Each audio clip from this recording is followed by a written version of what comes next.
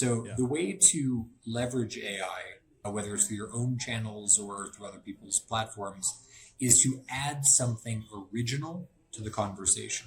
So you can use it to get leverage, right? You don't want to replace your own voice. You want to leverage your own voice. So Yeah. you want to focus anytime you're using one of these platforms to create your own content, whether it's a social media post or a blog or an article for a third-party platform, make sure that you're not removing yourself as the critical value add in the conversation.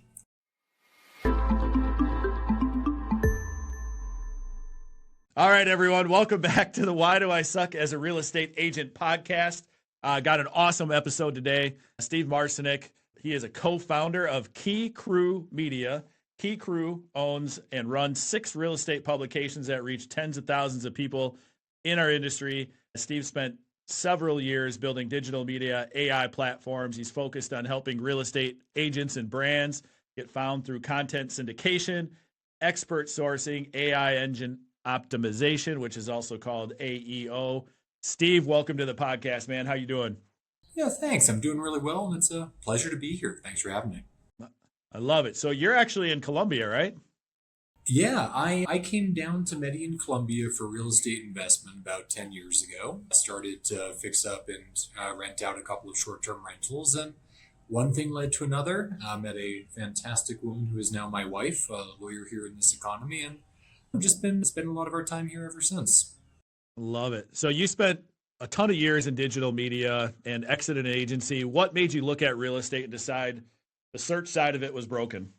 Yeah, absolutely. So first of all, I have never had the chops to be a dedicated real estate professional in the way that you and a lot of your audience has dedicated themselves to being. My background's Sure. always been more entrepreneurship, startup, media. Like I've just been in this world of media startups in one way or the other for a while. But our aim, myself and my wife as a family, has always been work hard, make money, invest in real estate. So we've just been passionate, smaller scale, but passionate investors, had a passion for the industry, and saw that when we wanted to keep scaling out what we're doing on the media side, that there was just such this opportunity to create high quality market insights by amplifying the voices of experts in different markets. It just made a lot of sense. Really, our model in what we're building out is that we're actually having hundreds of conversations per month with real estate experts in different markets, going straight to the sources, no middlemen, just going straight, listening, and amplifying the voices of experts who really know what's happening on the ground, and using that to create and syndicate high value content for buyers, sellers, investors. And thank goodness it's going pretty well. Yeah, for sure. So but I'm guilty of this shiny object syndrome, and agents chase tools all day, every day, all the time. There's always something new coming out. So as someone who's watched a lot of platforms, you've been in media, come and go, how do you tell what's real versus what's hype? Yeah, so fundamentally, the center of the question here is how buyers and sellers find agents or any kind of professional to work with is changing in perhaps what's a generational shift. I believe with AI search visibility, we really are at the dawning of a new internet. It really is that significant. So right now, the question of how will I be found? How will people research me? How will people understand who I am? Who's the best agent in this market, or what tech solutions to use for marketing their property, etc. That is changing in a very fundamental way. And when you see a fundamental shift behaviorally, like people are not going to Google and Bing and going to traditional search engines in the way that they are going to be using ChatGPT, Perplexity, Anthropic, that's something to start to pay more attention to. Yeah, for sure. And you've compared this movement to what happened with Napster in the music industry, right? Walk people through that. What are agents missing if they keep ignoring your Perplexities, your Claudes, your Groks, your Geminis, your ChatGPTs and tools like it? How much of it is a skill or I guess let's start with that. What are agents missing if they keep ignoring it? Yeah, absolutely. So the metaphor we use to look at this is, I think the most apt one really is that it's the dawning of a new internet in terms of how business is done and how businesses are connecting. In terms of the metaphor, I think also makes sense is Napster was a disruptor to the music industry in terms of the way that people connected and consumed content. We're seeing that very much now in media as well. So for a very long time, a lot of agents did very well strictly by focusing on their own platforms, on their own blog, on their own newsletter, on their own social media, and that fed to discoverability. And now what we're seeing is that individual platforms are decreasing in their relevance and going to these centralized master kind of brain platforms where you can go to ChatGPT and it will search social, it will search third-party media, it will search all over the place. Behaviorally, we're seeing those early trickles, and some of the agents we're talking to are already hearing that, like, hey, I got my first lead from ChatGPT. I'm not sure why. I did something, I don't know what, but we're already starting to hear from some of the top performers in different markets that it is happening, and now people are starting to wake up. I should probably start paying attention because it's some folks are getting leads here. Why me or why not me? And it's a good time to focus on it. Yeah, it's interesting you bring that up too, because I know we had a conversation the other day and I brought that up, and I got my first listing appointment from somebody using AI. I don't know what platform they use, but they had called me out of the blue and said, hey, you came highly recommended. And I was like, oh, great. Who referred you to me? And they go, we just did an AI search and your name came up. And I'm like, all right, cool. That's awesome. Let's talk about AEO, because I'm assuming that's how she found me. I'm guessing in some sort of that. So what is actually AEO? I'm assuming it's like SEO, but in the artificial intelligence world, it's AEO, correct? Yeah, answer engine optimization, agentic engine optimization. It's just some people are calling it generative engine optimization, GEO, but it's all essentially the question of how do I get the chatbots, the AI platforms to notice me. That's really that's the question. And so what's happening behind the scenes then for that? What's happening behind the scenes for that to actually happen? Yep. So been deep in the weeds of this for quite some time. For the last several years, been in AI and media spaces and can elaborate on that. But basically, what I would say is that there's a few key drivers of discoverability, and we can kind of tease this apart as you like. So the first is, what are you saying about yourself on your own platforms? That's kind of been a lot of the traditional marketing, right? So that's your own social media channels. That's your own blog, the content you're putting on your own website. And your newsletter doesn't really get surfaced unless you're also publishing on your blog. But what you say about yourself is one driver. Unfortunately, it's going to become decreasingly relevant because it's the easiest one for anyone with ChatGPT to spin out 100 articles about top trends in my market. So it's a part of the equation, but it's not the most important part of the equation anymore. So that's one, is what you say about yourself. The other is just announcements and awards. So a lot of folks are kind of hopping on the bandwagon and putting out press releases every once in a while. It helps. It's a way to quickly blast out information about your market or information about yourself and announcing your awards and your third-party recognitions. That's another one. And it's getting off of your own platform into what other platforms are starting to say about you.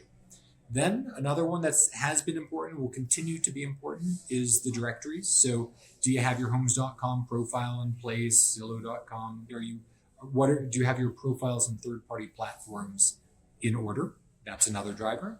And then the fourth one, I know it's a lot to keep in. We can kind of rehash this as much as you like, but break this down. Hey, there'll be a transcript you can always download, I would think. Yeah, there you go. The fourth one is in where we sit and where we, frankly, are betting very heavily on, is third-party media. So it's not what you're saying about yourself on your own blog. It's, are you positioning yourself as a thought leader through other platforms? That's on the top tier, Business Insider, Associated Press, Yahoo, Realtor.com, etc., local media, etc. And the reason this is shifting is that ChatGPT, you go and you ask a question, ChatGPT is going out and is trying to collect all the information it can. And all these platforms, they're trying to figure out what's real anymore.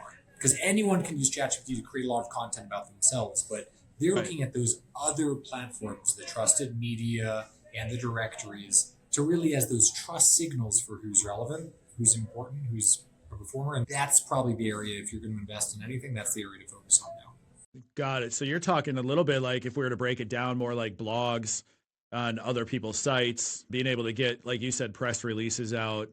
Anytime you can just provide value in some capacity, whether that be text content or video. I would assume now video content as well, right? What you're doing. Yeah, absolutely. It's gameable for you to write a lot of content on your own channels. So that used to be really important and a driver. Now it's just too easy to do. What's harder, and why the AI engines and the Googles of the world are going to start paying more and more attention to what's happening in other channels, like it's harder to fake it. It's harder to fake authority if you're actually, like you are, adding value to the ecosystem, publishing podcasts, appearing on other people's podcasts, appearing in, being cited in other people's publications and news outlets, etc. Those are real credibility signals that you can focus on them, but they're hard to fake. If you have nothing to say, that you don't really know your market, you don't know your details, like you're not really going to be invited on podcasts. You're not really going to be able to get articles in other publications. That's why it's increasing in value.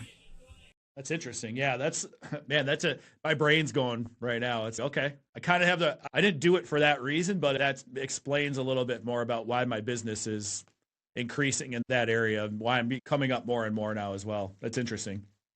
Yeah, it's getting cited. It's offering value to the ecosystem. Fundamentally, it's the same old game it's always been. Offer value to people. It's a great way to build value in your business, and using the tools of today to amplify that and offer value to a scaled audience through podcast platforms, media, etc. So how does we have the access to write? I use Claude a lot for writing for myself and for business planning and other things, and then I use Grok for searching and Perplexity for other things. I kind of went away from ChatGPT for a little bit, but how does an agent use AI to get their voice into more places without sounding like a bot wrote it?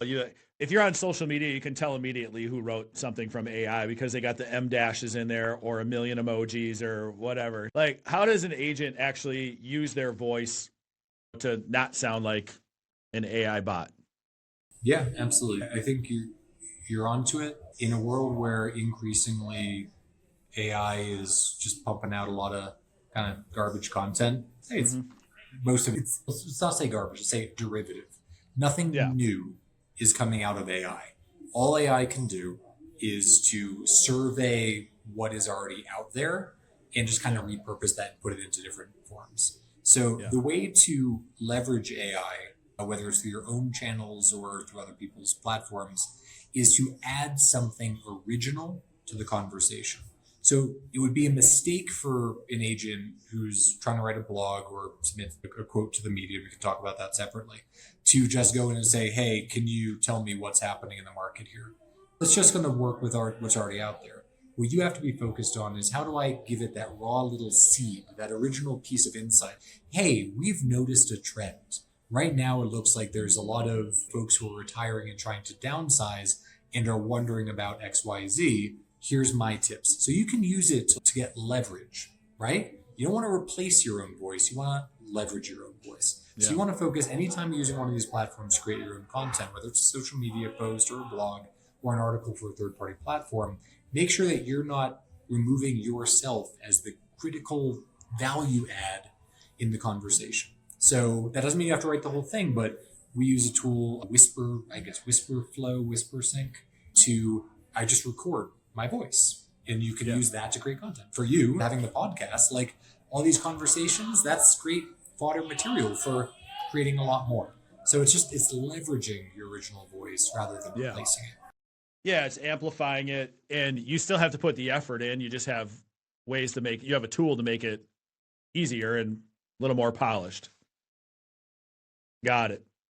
All right, so doing some research and just taking a look at some of this stuff, walk us through the 4 pillars of which one do real estate people get the most wrong as far as AI searching and that sort of thing. Where do they get it wrong? And then where are they getting it right? What are the fundamentals? We'll get into all that.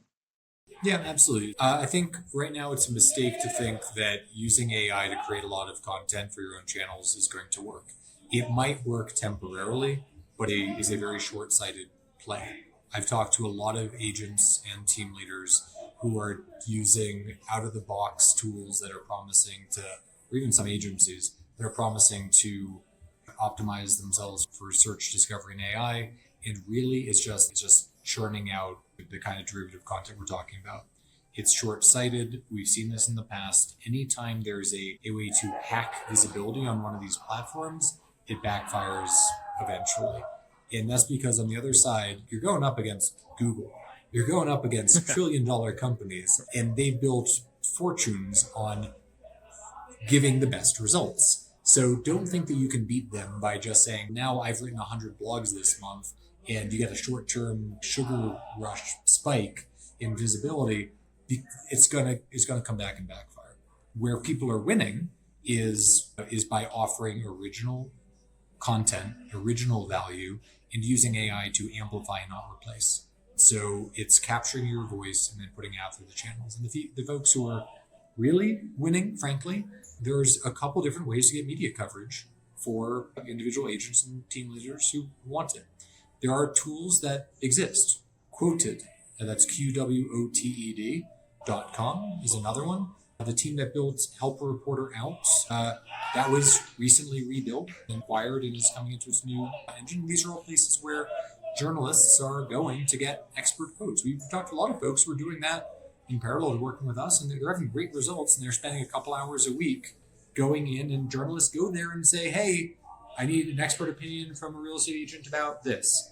It gets noisy. A lot of folks are competing in those spaces, but it's with a fair amount of work, you can get quoted in other publications, and that does really move the needle. Yeah, that's amazing. And it's simple, right? You're still doing what you have to do, what you should have been doing all along. You just have the ability to have somebody else I shouldn't say somebody else, but a whole AI conglomerate to be able to help you refine it. Absolutely. You're using the same tools. Stuff. It's the same stuff. You're using the tools to amplify your credibility. You can't skip the fundamentals. If you don't know your market, if you don't know what's really necessary to support your clients, like you can amplify it, but you can't fake the core value that you bring. And so I think that's just focus on what what you're telling your part of your core message is get better at what you do, and then use tools appropriately to leverage where it's not your focus. But I think when somebody says, why do I suck as a real estate agent? They're actually, the first step is acknowledging that they need to make a change. If nobody ever asked that question, they'll never really find the answer. So I think that's a huge point of this. Now, let's talk about just, for me, the biggest thing I think I noticed that helps me be more efficient on AI is I've trained it to think like me, to my tone, the way I like to talk, my mentality. For an agent, how do they, or for anybody that's listening in on this, how do they get to that point of what's the first step they should do when they're training their AI? Yeah, that's great. So moving beyond just the AI visibility to how do you use these tools more efficiently, it's probably worth thinking of what are just kind of taking 15, 20 minutes on the computer or just pen and pencil and paper and looking at where am I spending the most time? That's not where I offer the core value. So if there's a few things that you should be doing as a top performing agent, working closely with clients, showing properties, there's core building your team if that's part of your play. Then there's a lot of stuff that you're doing that's not high value. That might be some of your marketing. That might be doing content, writing a correspondence with clients or other bits and bobs, calendar management, etc. So I'd say it starts by reverse engineering. What are the things I'm spending the most time on? And then how do I build a specific little tool or workflow to help with that? So I'll give you an example for us with our platform. One of the things that we do is that we interview agents for our editorial coverage. We built a specific tool that is for interview preparation. And so we love Anthropic. Claude is the model. We built a prompt that we've been refining over and over again to research the person we're going to be interviewing, research their market, and then draft a standardized interview template. And so we built a pretty simple tool. It took a lot of work to refine it, but to generate really good interview questions for the folks we're going to talk to based on research about them and their market. And that's how we got a lot of leverage, and something that would take hundreds of hours a month now is copy paste prepping, and we got a good exercise. And we do the same thing with other processes. I'm not sure if there's specific processes you're thinking about or that you think come up a lot, but could give some examples there too. No, that's really good. And the cool thing, like I said, I just switched to Claude a couple of months ago, and from ChatGPT, and it's just been much more efficient. The fact that it actually asks refining questions, and the multiple choice thing for me is so good because the way my brain works, everything is so fast, but I want things now. And that's the ADD in me. And it's such a amazing tool for me to have, to be able to go in and just go, yep, that's more of what I was thinking, not that. And it's Yeah. so nice. And I'll add one more thing that might be worth considering is that for folks who aren't deep in the space every day, they might not have noticed that these tools, specifically Claude from Anthropic, are now able to have skills and connect to things. So for example, we use HubSpot for some of our deal tracking and content management. We connected Anthropic to HubSpot, and we connected it to my email, and we connected it to my calendar. So now I have not just a tool that can give me text, but I can say, hey, so-and-so can't make the appointment, find a time on my calendar and update it. And let's update my calendar invite and send them a note saying that, hey, I've updated according to what we talked about. And it can just do that. And then also That's update crazy. the deal in HubSpot. So AI chat has really evolved from being a tool you use to, for example, create content, to true assistants, agents that can go out and do things, web search, research, calendars, and live at the center of your ecosystem. And that's the thing to really pay attention to is what else can I connect this tool to so it can not just give me more stuff I can copy and paste, but just do the thing. Like, why do I have to copy and paste this into a draft? Can you just go into Gmail and draft it for me? Yeah. Yeah, it's crazy. It's so wild. And I've got my connectors in too, just on Gmail, Google Drive. Google Drive alone, having it connected to Claude has been huge. And then having it connected to the calendar, those are just connectors. I haven't even got into skills yet and all the other things that I know probably 1% of what it can actually do right now. You're ahead of the curve on a lot of this stuff. Seriously, like most folks are saying we're an AI enabled firm because we use AI to draft property description. It's like, yeah, but again, I do that. Yeah, I do that there's too. nothing like there's not at this point. There's nothing special about just using AI. We're past that point in the hype curve. Is you coming back to where you started? There's shiny object syndrome. Using AI for the sake of using AI is nothing magical. But can you use this new tool to make you more efficient at something that you should be doing? That's where we're really entering in. It's a more mature stage of tech adoption. Yeah. And for those who really haven't used, and as a realtor, if you're not using AI at this point, I think the one thing I struggle with is when somebody goes in and says the AI gave me comps, and then I'll go run my own comps, and it's a problem because they aren't factoring in so many different things yet. AI is the way to go on comps, I believe, yet. But if somebody's not using AI at this point to help their real estate career, how fast will they fall behind? I think we're in a thunderstorm moment right now. It's hard if you're in a car race and you need to try to make up territory. Like, it's tough to overpass a bunch of folks very quickly when the conditions are perfect. Right now, there's a thunderstorm happening.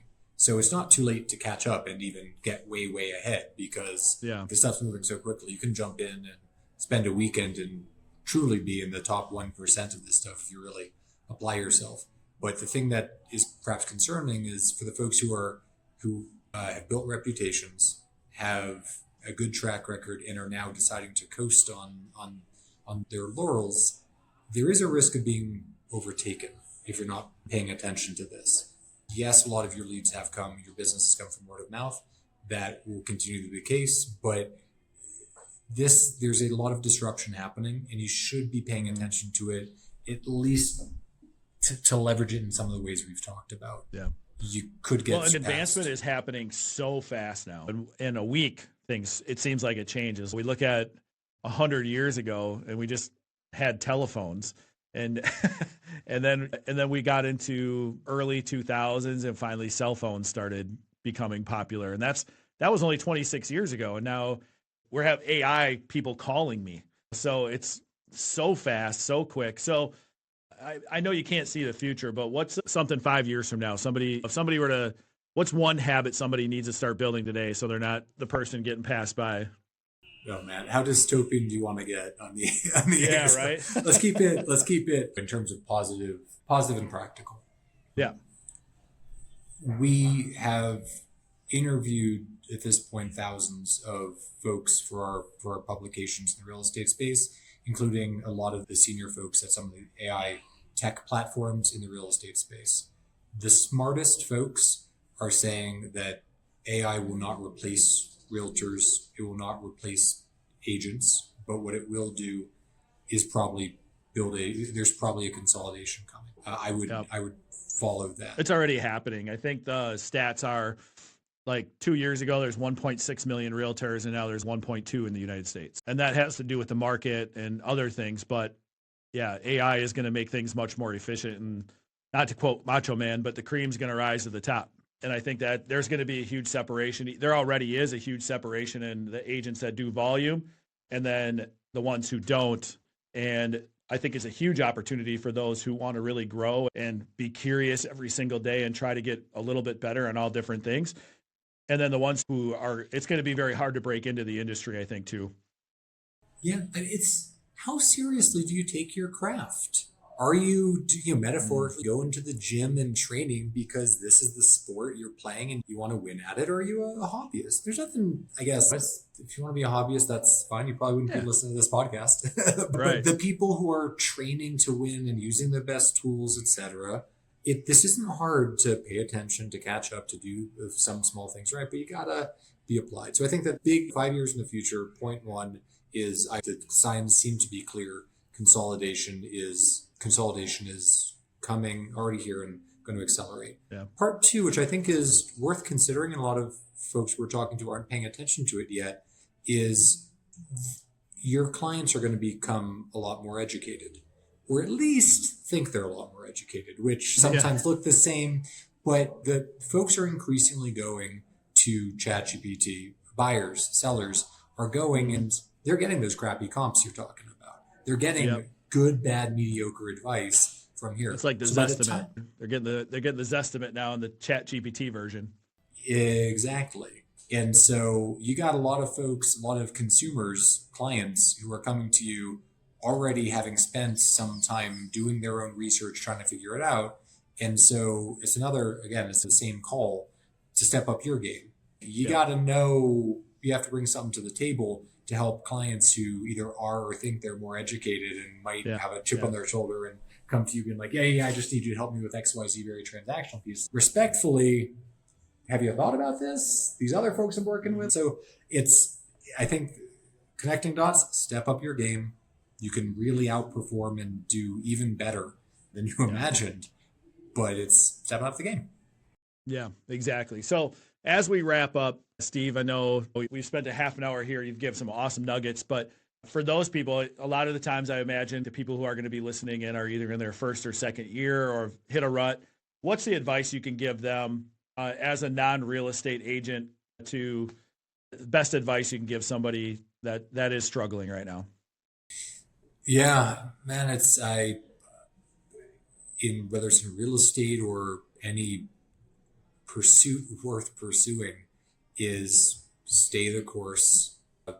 And I think this is the Tony Robbins concept. It's like his formula for success is understand where you're trying to go, have the drive to try to get there, and learn to calibrate as you're moving. If you got the drive, you're executing, and you're paying attention to the corrective course with some direction in mind, what else is there?